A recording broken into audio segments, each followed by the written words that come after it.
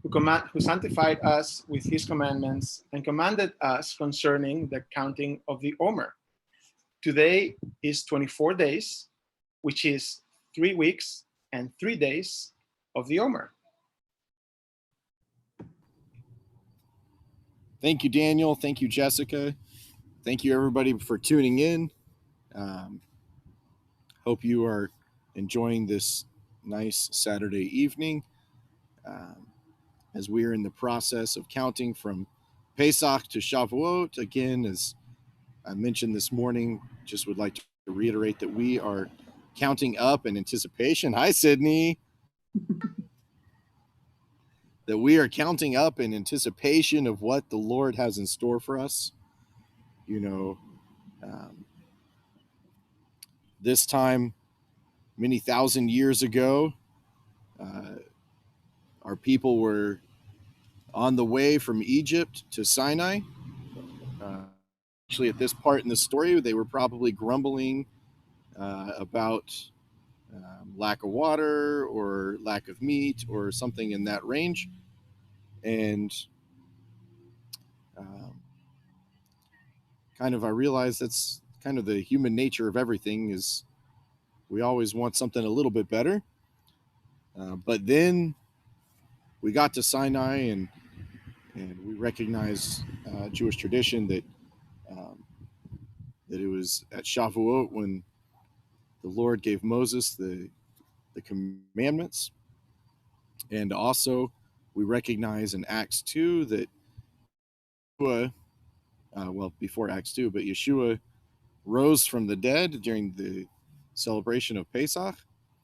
And he went and he ate with his Talmudim, he ate with his disciples, and he continued to walk and to teach and to um, fellowship. And at day 40 of the counting of the Omer, Yeshua was caught up into the heavens, and the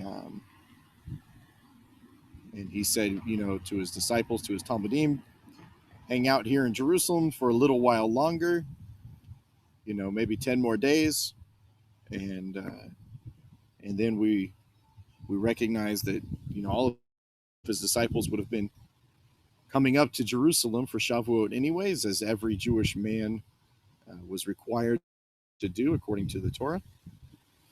And so they stayed for 10 more days, and then we witnessed the pouring of the Ruach HaKodesh in Acts chapter 2, and we see the redemption of, or the reversal. I don't know if it's the reversal is the right word, but we see the flip side of the coin from what happens in Exodus, where